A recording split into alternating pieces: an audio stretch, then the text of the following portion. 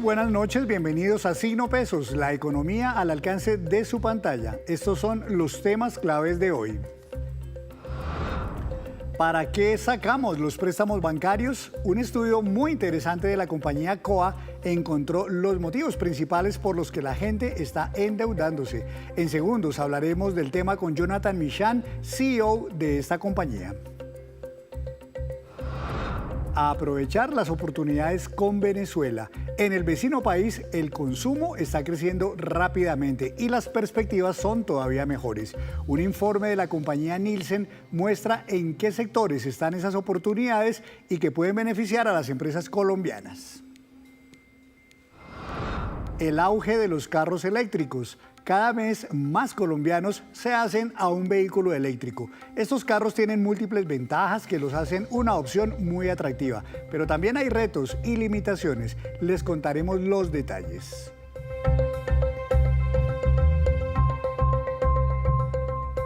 Comenzamos esta emisión de Signo Pesos hablando de préstamos y de motivaciones, porque la compañía COA realizó un estudio para conocer precisamente los propósitos que hay detrás de estas solicitudes de préstamo de los colombianos ante el sector financiero. Doctor Jonathan Michan, CEO de la compañía COA, buenas noches, bienvenido.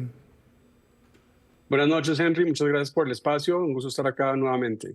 Lo lógico sería pensar que cuando las tasas de interés suben, como está pasando por estos meses en Colombia, la gente se reprima mucho de hacer créditos. ¿Se están frenando los créditos o por el contrario, la gente sigue endeudándose a un muy buen ritmo? Por ahora hemos visto que los primeros meses han empezado con un buen ritmo, en gran parte ha sido por el incremento del salario mínimo que le ha dado más capacidad de endeudamiento a las personas. Entonces hemos visto que el comienzo del año ha iniciado con un ritmo acelerado en la parte de crédito. Entonces no hemos visto por ahora esa frenada, pero pues lo cierto es que las tasas apenas empezaron a subir. Es posible que el Banco de República vuelva a subir tasas nuevamente este mes. Entonces sí esperamos que esa tendencia que hemos visto al inicio del año cambie en los próximos meses. ¿Para qué motivos, para qué propósitos o metas se están endeudando los colombianos, teniendo en cuenta que se puede sacar préstamo para múltiples propósitos? Hemos visto que una de las razones principales por las cuales se endeudan hoy en día es para poder consolidar sus deudas, mejorar, digamos, su perfil crediticio y poder tener una sola deuda en vez de tener varias con varios bancos. Entonces hemos visto que esa sea una de las principales. También hemos visto que utilizan los recursos para mejoras de vivienda y para también apoyo de educación de las familias. Creo que esos son los tres primeros usos que hemos visto en esos en los primeros meses del año, pero también ha sido una tendencia histórica que hemos visto en ese sentido. Ese primer propósito que usted menciona, las compras de cartera, ¿hay una buena competencia todavía? A pesar de que las tasas están empezando a subir en Colombia, todavía hay mucha competencia entre los bancos por capturar clientes que incluso ya están endeudados en otros lados y les ofrecen ese mismo crédito, pero con una tasa más baja. Pues todavía se ve una consolidación de deuda. Si bien es cierto, las tasas han venido subiendo, no es el principal motivo en este momento de encontrar deuda más barata, pero sí le sirve mucho es tener una deuda más organizada. Entonces, ese es el motivo principal por el cual hemos visto que el tema de compras de cartera todavía sigue funcionando. Más que por la tasa, es por consolidar y organizar sus finanzas y tener una sola deuda en vez de tener varias por separado. Pero sí vemos que sigue siendo un motivo importante esa consolidación de deuda. En el estudio de COA, doctor Michan, mencionan ustedes el tema de los créditos de libranza. Para quienes no están muy familiarizados, ¿qué es un crédito de libranza? ¿Cuál es la diferencia con un crédito tradicional? ¿Y qué ventajas, si es que las hay, puede tener? Sí, pues la ventaja principal del crédito de libranza pues, se descuenta automáticamente de la nómina o de la pensión del cliente. Eso permite que el cliente no tenga que estar preocupado de estar pagando la cuota cada mes. Lo otro adicional es que permite que podamos atender a clientes que quizás no tengan un perfil crediticio que los bancos puedan ofrecerle, y el tema de libranza asegura que podamos ofrecerle créditos a más personas que quizás en otros momentos no pueden tener acceso a crédito. Lo principal es que puedan poder también irse a plazos más largos. El crédito de libranza tiende a tener unos plazos más largos que el crédito de consumo ordinario, justamente porque pues, se va descontando automáticamente de la nómina o de la pensión. Entonces, quizás esas son las ventajas principales del crédito de libranza. Para el cliente puede tener unas cuotas más bajitas al extender el plazo un poco más, y por otro lado, pues no tiene que preocuparse todos los meses de cómo pagar ese crédito, esa cuota todos los meses. Claro, y al banco seguramente le da tranquilidad, seguridad de que la persona no se va a atrasar, pues porque el descuento de la cuota mensual se hace directamente por nómina. ¿Eso eventualmente genera o permite ofrecer una tasa de interés un poquito más baja que en un crédito normal? Sí, de acuerdo. Normalmente los créditos de libranza tienen tasas más bajitas que un crédito de consumo ordinario, justamente porque el banco tiene esa seguridad adicional de que el descuento viene automáticamente de la nómina o de la pensión del cliente. Entonces, sí permite tener tasas un poco más bajas que las de otros créditos de consumo. ¿Quiénes se están endeudando más en Colombia, doctor Michan, actualmente? ¿Los hombres, las mujeres, la gente de alguna ciudad en particular? Pues en caso nuestro hemos visto que la tendencia es un poco más alta en los hombres. Las mujeres sí tienen una tendencia también a endeudarse, pero en el caso nuestro hemos visto que más o menos el 58% de la cartera está concentrada en los hombres, y hemos visto que pues en el caso nuestro tenemos clientes de edades mayores entre los 62 y 75 años, entonces estamos atendiendo ese segmento del país que lo han llamado la economía silver, en muchas partes. En algunos años anteriores se habló, doctor, en el sector financiero de que la gente pues se estaba endeudando, digamos, un poco alocadamente, se habían crecido mucho los créditos y se hizo educación financiera para que la gente no se endeudara tanto. Hoy día, creería usted, y por lo que se han dado cuenta en el estudio, la gente está planeando mejor sus créditos, sus préstamos, de pronto para no terminar sobreendeudado o eventualmente en impagos. Sí, lo cierto es que el proceso de crédito sí hemos visto que las personas han preguntado más sobre las condiciones de sus créditos, tienen mucha más conciencia del plazo y de la tasa, que quizás en otros momentos solamente les importaba el monto que les desembolsaban. Hoy en día las personas siendo mucho más conscientes y, como mencioné al comienzo, también están mirando cómo hacen para organizar mejor sus finanzas y tener una sola deuda consolidada en vez de tener varias, que puede ser que se les olvide pagar una u otra y caer en moras sin darse cuenta. Entonces, creo que las personas sí están logrando tener una planeación financiera mucho más concreta. Yo pensaría que a raíz de la educación financiera que se ha venido trabajando en los últimos años por todas las entidades. ¿Qué tan alta es, doctor Michan, la tasa digamos, de negación, de reprobación de una solicitud de crédito, y eventualmente qué motivos lleva a una plataforma financiera como COA o a un banco tradicional a negarle a la gente una solicitud de préstamo? ¿En qué se fijan más ustedes? Pues yo diría que hoy en día el tema de procesos jurídicos, mirar cuántos procesos jurídicos las personas tienen en su historial es un factor importante. Vemos que algunas personas que recurren constantemente a que los puedan procesar jurídicamente son clientes más riesgosos. Sin embargo, nosotros tenemos unos modelos internos que nos permiten ser mucho más amplios en el análisis de crédito, y no solamente mirar el score crediticio de los buros de crédito como TransUnion o Experian. Entonces, nosotros logramos con nuestros modelos analíticos poder mirar otros factores diferentes y ser un poco más amplios en la aprobación. En el caso nuestro, nosotros tenemos un nivel de aprobación más o menos de un 70%. Sin embargo, pues esos que salen negados por diferentes razones. Casi siempre es por falta de capacidad de endeudamiento, en donde pues ya están en un nivel de endeudamiento muy alto y no podemos ofrecerles más crédito a esas personas que pues siguen buscando otras formas de financiarse. Entonces, esa, digamos, es una de las causas importantes. La otra, como mencioné, es el tema de los procesos jurídicos, y últimamente también el tema del historial de insolvencias, que ha subido más en los últimos meses. Están quedando ya marcados en centrales de riesgo con insolvencias, y las personas con insolvencias tienen más problemas sacando nuevos créditos. Claro, la gente que paga un crédito, que termina de pagar un préstamo, ¿vuelve y pide o no? Por lo general son, por decirlo así, clientes de única vez.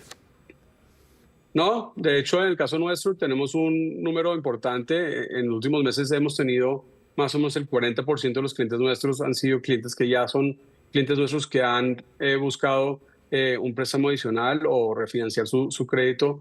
Entonces, son clientes que sí han buscado más capital y hemos logrado sacarles un segundo crédito o refinanciar el que tenían previamente. Pero pues en el caso nuestro hemos visto que hay una tendencia alta a créditos a clientes que son recurrentes con nosotros. Yo quisiera pedirle una última cosa, doctor Michan, y es que le demos un consejo a la gente en relación con los cuidados que hay que tener, las precauciones que hay que tener a la hora de endeudarse, porque el crédito puede ser un gran aliado y una gran herramienta o ayuda para uno en un momento, digamos, coyuntural, pero ciertamente si uno no se cuida y no tiene en cuenta muchas cosas, pues puede terminar ese enredado con ese préstamo. ¿Qué consejo le daría usted como experto a la gente para que se fije en esas dos o tres cosas que uno debe reparar muy bien y no terminar enredado? Pues yo diría, lo primero que todo es mirar bien la capacidad de endeudamiento de uno y no estar muy cercano a una capacidad muy alta, porque pues si no está muy cercano a la capacidad, pues puede por algún motivo tener alguna emergencia y dejar de pagar ese crédito. Entonces, pues eso es algo difícil.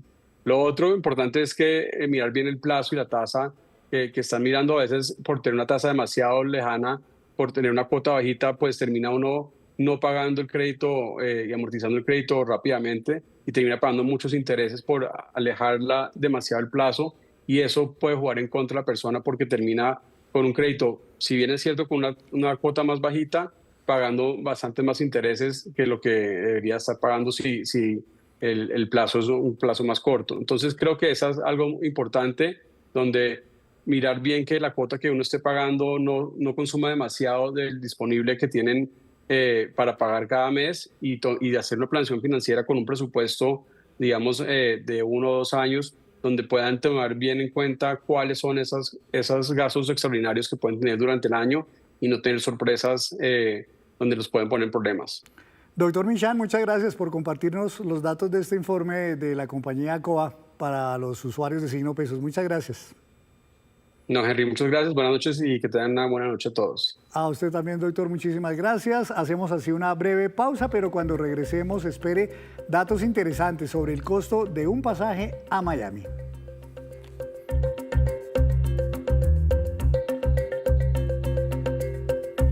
Gracias por mantenerse conectado con Signo Pesos. La compañía de análisis Nielsen IQ reveló un interesante estudio sobre la economía venezolana y cómo su crecimiento está generando oportunidades para empresas, inclusive de nuestro país. Doctora Andrea Estrada, gerente de inteligencia de mercado de Nielsen IQ. Buenas noches, bienvenida a Signo Pesos. Hola, buenas noches. Muchísimas gracias por la invitación. Feliz de poder conversar con ustedes el día de hoy. Muchas gracias. La primera pregunta sería si este, digamos, despertar económico que se estaba empezando a ver en Venezuela es producto en alguna medida de la intervención que tuvo Estados Unidos a comienzos de año o ya desde antes venían ellos con esta especie de reactivación en el consumo. Pues mira, la historia económica de Venezuela reciente se divide en dos. Una época alrededor de 2016-2018 en donde tocamos fondo, ahí es donde todo hubo esta ola migratoria que terminó pues trayendo a muchos venezolanos a Colombia, por ejemplo. Fue una época de muchísima crisis. Posterior a eso, el gobierno empezó a flexibilizar algunas de las medidas económicas, empezó a fluir la divisa y demás. Ya empezábamos a ver una recuperación, pero la realidad es que el gran cambio se viene posterior a la intervención de Estados Unidos, en donde factores que son muy importantes para que la economía fluya, como la garantía de la propiedad privada, reglas claras, incentivos pues para la inversión y demás, pues eso es lo que se prevé que venga con esta intervención y con estas reglas de juego nuevas que empiezan a tener vigor en el país. Entonces esa recuperación ya venía, para contestarte, pero se va a potenciar muchísimo. Recordemos que Venezuela es uno de los países que tuvo en su momento, hasta hace unos 15 años, uno de los PIB per cápita más altos de Latinoamérica, y pues a lo que estamos apuntando los venezolanos y los colombo-venezolanos, como es mi caso, es a que volvamos a esos niveles de consumo y de prosperidad. Pues en el informe de ustedes mostraron esta fotografía que me pareció muy llamativa porque la primera muestra, estantes vacíos en el periodo de 2016 a 2018, recordamos mucho esas noticias de cómo la gente buscaba afanosamente algunos alimentos y no los encontraban, las filas en los establecimientos comerciales. Y hoy en 2023, hacia acá, dice el informe, ya vemos esta otra escena, digamos tiendas abarrotadas, estantes llenos y la gente encontrando de nuevo mucha oferta de productos. Esto se está viendo, digamos, en todas las categorías, en todos los productos de consumo masivo en Venezuela. En unas categorías más, en unas categorías menos, lo que te comentaba, ya la reactivación venía dándose en el país versus ese pozo que tocamos y que desafortunadamente es lo que a la mayoría de las personas les llega a la cabeza cuando piensan en Venezuela. El reto en 2023 hacia adelante era, bueno, hay producto, las estanterías están llenas, pero la gente no necesariamente tenía el poder adquisitivo para efectivamente acceder a estos productos. Lo que esperamos es que con todas las inversiones que se están haciendo en la industria petrolera, que al final es el corazón de la economía venezolana, esta reactivación, estos nuevos niveles de producción e incluso unos precios del petróleo que van a tender al alza por todo el conflicto que se está dando en el Medio Oriente, pues esto termine generando una situación que sea beneficiosa para el país, un círculo económico virtuoso que permita que ya no sea solamente un tema de ofertas y que efectivamente los anaqueles se ven como mostraban la foto de la derecha, sino que también haya más marcas, haya más empresas haciendo negocio en Venezuela y que el venezolano tenga un poder adquisitivo, recupere un poder adquisitivo que tuvo años atrás. Pues otra infografía muy interesante que ustedes mostraban es esta y tiene que ver con cómo están creciendo las ventas, el volumen, los precios también de muchas categorías y destacan ustedes, por ejemplo, los licores, las bebidas no alcohólicas, otros alimentos, productos impulsivos de consumo básico, de cuidado personal, misceláneos, lácteos y de mantenimiento de hogar. Mejor dicho, en todo está creciendo Venezuela. Esto entonces, doctora, supone muchas oportunidades para muchas empresas que tradicionalmente eran proveedoras de estos bienes en Venezuela, digo desde Colombia. 100%, 100%, y fíjate que nosotros somos una compañía que tiene presencia en más de 100 países del mundo. En Venezuela estamos desde hace 20 años y esos números de crecimiento, sobre todo en volúmenes, son números que son muy difíciles de lograr, ¿sí? Nosotros vemos el mercado venezolano como un mercado que se está reseteando y un mercado que pues está ávido de marcas, de innovación, de novedad, de todas estas cosas que al final del día empresas colombianas, siendo pues países hermanos realmente, pues las empresas colombianas son las llamadas a responder a esta demanda del país. Te dejo un dato y es que en 2008, según el DANE, 17% de las exportaciones colombianas se iban a Venezuela. Hoy ese número no llega ni al 1%, de manera que el potencial que tienen muchísimas empresas colombianas de invertir en Venezuela es enorme, considerando incluso que los lazos van más allá de un lazo territorial, de una frontera compartida, sino que son años de población colombiana que hizo vida en Venezuela, como es el caso de mis padres, por ejemplo. Mis padres son colombianos, costeños, hicieron vida en Venezuela. Yo me vine a Colombia por la crisis, entonces esta unión es una unión que no solamente se mide en términos económicos, sino también en términos culturales. Yo siempre lo digo, en los barrios de Venezuela se escucha vallenato, se escucha champeta, se escucha el grito del gol cuando gana la selección Colombia, de manera que muchísimas marcas y muchísimas empresas tienen hoy por hoy la oportunidad de mirar hacia el lado y de encontrar a un socio que necesita, precisamente va a necesitar muchísimo abastecimiento de productos en estos años que se vienen de prosperidad en Venezuela. El tema, doctora, es que para muchas empresas no solamente la clave está en que haya oportunidades de vender y de crecer, sino que también haya seguridad, que uno tenga, digamos, la tranquilidad de que me van a pagar y no que pase como ocurrió en años anteriores, usted lo recordará, que los exportadores se quedaron, como decimos acá, colgados de la brocha porque nunca vieron sus pagos. con los cambios que se están registrando en Venezuela a nivel político, a nivel institucional, ¿pensaría usted que ya efectivamente hay esa tranquilidad, esa certeza, esa seguridad jurídica y comercial, contractual, de que quien venda productos allá va a obtener su pago?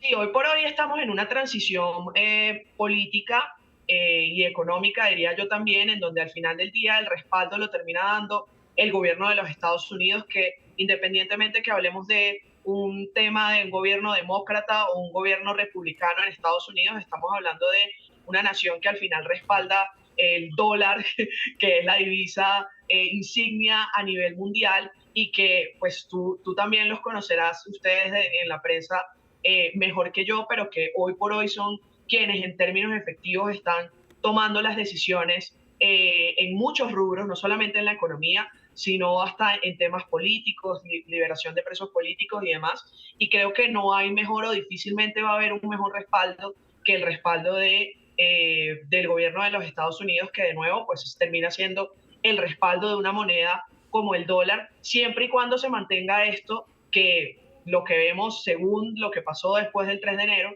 pues es que va a terminar siendo lo que termina ocurriendo, solo que no es algo que se vaya a dar tampoco de un día para otro. Hoy por hoy, si tú vas a Caracas, obviamente vas a encontrar todavía que hay un tema de la tasa de cambio, que hay un tema de muchas cosas que se tienen que arreglar y que se van a arreglar en el corto y en el mediano plazo. Sin embargo, ahí el ánimo o el llamado que nosotros hacemos a los empresarios es no esperen necesariamente a que todo esté perfecto para poder empezar a visualizar y empezar a hacer planes de cómo hacer negocios allá. No necesariamente comprometan ya capital en tierra venezolana, pero sí empiecen a exportar. Incluso el flujo de divisas de la venta petrolera llega a una cuenta manejada por el gobierno de los Estados Unidos y el gobierno de los Estados Unidos termina haciendo llegar esas divisas al sistema financiero venezolano, que es algo que desde hace muchísimos años parecía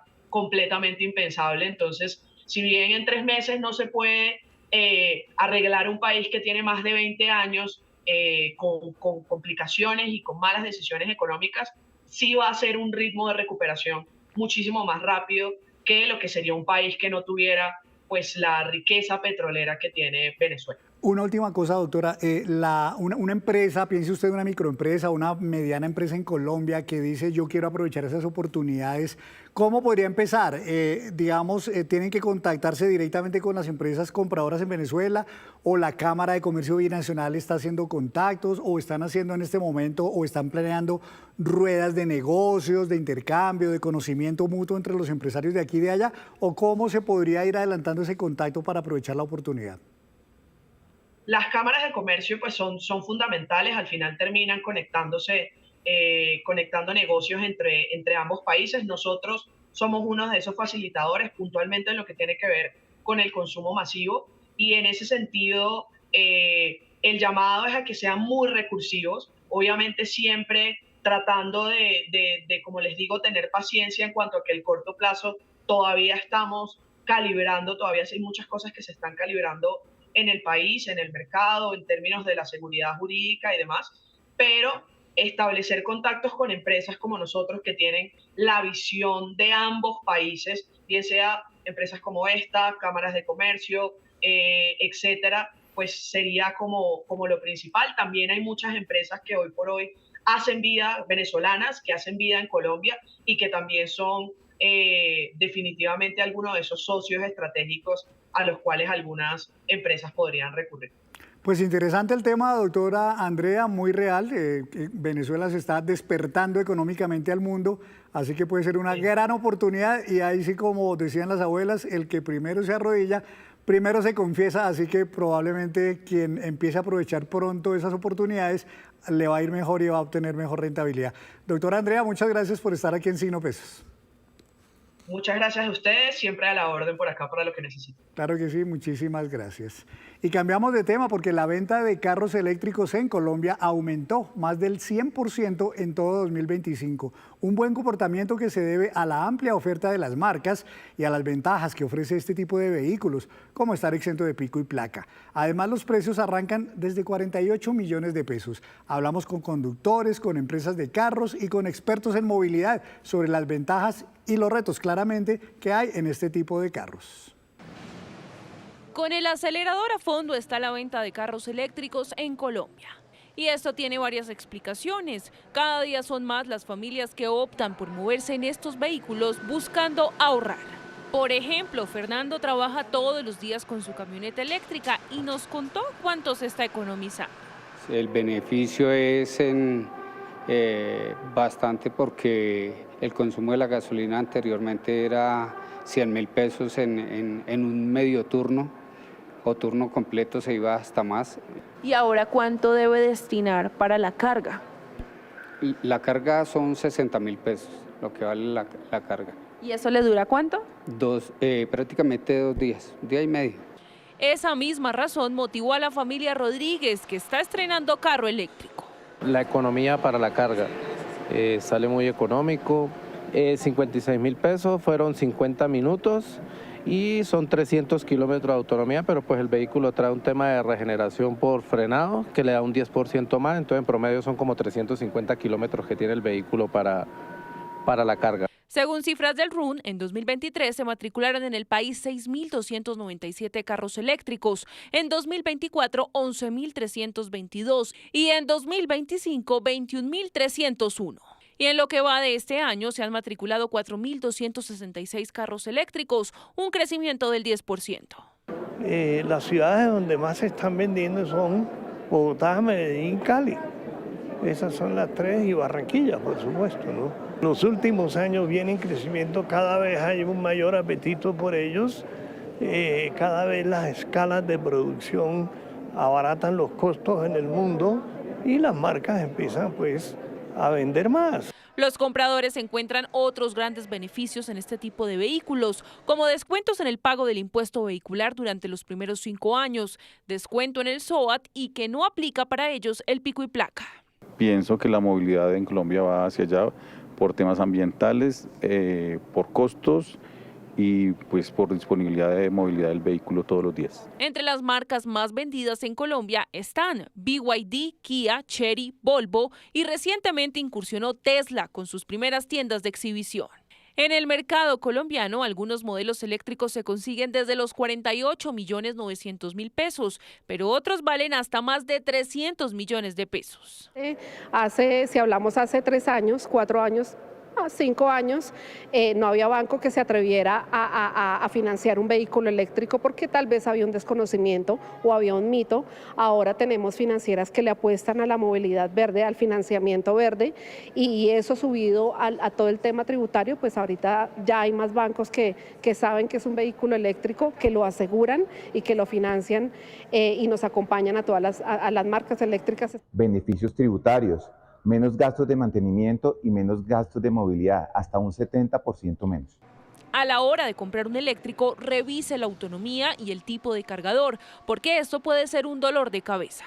Llegaron muchos tipos de cargador, entonces uno tiene que buscar por las aplicaciones cuál es el sitio donde uno puede ir a cargar por el tipo de conector de carga que tiene el vehículo. Entonces yo creo que es una desventaja, y una recomendación a mejorar en ese sistema es que ya deben empezar a implementar más sitios de carga, hay muy pocos. Según datos del Ministerio de Minas, en Colombia hay 447 estaciones de carga pública y 844 conectores. La presencia de electrolineras en las ciudades y entre las ciudades. En las ciudades, no solamente en los centros comerciales, sino también en los conjuntos residenciales y posiblemente como un servicio adicional en las gasolineras para convertirlas en electrolineras. Incluso el Observatorio de Movilidad de la Universidad Nacional plantea un debate en torno a la movilidad eléctrica. Por ejemplo, pensar a mediano plazo que el aumento de las motocicletas y de los vehículos eléctricos aumentan también la congestión, y por esto vale la pena pensar si es necesario un impuesto a la congestión a esta clase de vehículos en lugar de incentivos a la venta. Cada vez son más carros que sin hacer mucho ruido ruedan por las calles del país. Decidir optar por este tipo de movilidad es una elección que cada persona debe evaluar bien, teniendo en cuenta las ventajas y las desventajas de este tipo de movilidad.